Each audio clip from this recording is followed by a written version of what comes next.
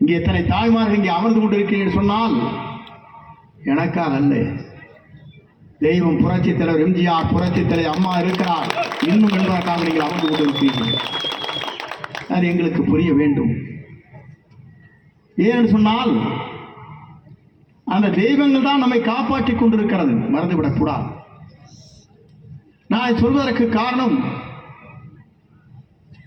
அம்மாவுடைய பல்வேறு பணிகளை கண்கூடாக பார்த்தவன். அவர் விரலை காட்டி சொல்வதற்கு முன்னாலே என்ன நடக்க வேண்டும் என்பதை புரிந்து கொண்டவன், மறந்துவிடக்கூடாது.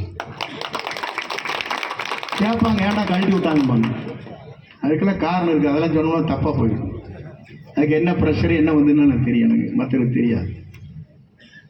ஆனால் அதே தாய் சொன்னார், என்றும் என்னுடைய நெஞ்சத்திலே இதயத்திலே என்றைக்கு வந்து கொண்டிருக்கிறது. ஏன் 2 துறைகளை அவருக்கு பெரிய துறையை தந்தேன், கட்சியில் குழு விரைப்பு செயலாளராக நான் ஏன் தந்தேன்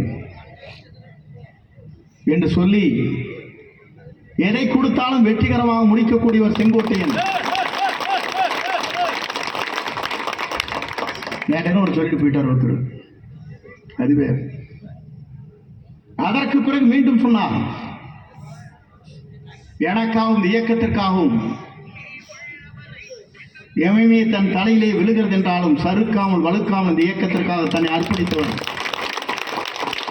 யாருக்கு கேசட் கொண்டு இருக்கீங்களா, ரெக்கார்ட் பண்ணது இருக்குதா? இடம் கொடுக்காத கொள்கை உறுதியும் கொண்ட தலைமை மீது விசுவாசமும் உடையவராக இருந்ததால் தான் இத்தனை சிறப்புகளை பெற்று விளைவிக்கிறார் அன்பு சகோதரர் செங்கோட்டையன் அவர்கள். ஏன்னா இது மாதிரி நிறைய பேசினாங்க. தொண்டரோடு தொண்டராக இருந்த இயக்கத்தை உங்களோடு இணைந்து பணியாற்றக்கூடியவன். நான் என்னைக்குமே தலைவன் சொன்னதில்லை, தொண்டன்னு சொல்லிட்டு இருக்கிற. அப்பவே புரிஞ்சுக்குவேன்னு நினைக்கிறேன். நீ ஏதோ ஒரு வழியில் கொண்டு போய் உள்ளான்னு பார்த்தீங்க. ஒவ்வொரு வேலை கேர்ஃபுல்லாக சொல்லலை, இன்னைக்கு மட்டும் அப்படி ஏதாவது பேசினா அடுத்த நாள் ஒன்றும் கண்டுக்க போகிறதில்லை. ஆகவேதான் இதெல்லாம் சொன்னேன். இது மாதிரி அம்மா நிறைய பேசினாங்க, அதில் அதை கொஞ்சம் மட்டும் எடுத்துட்டாங்க.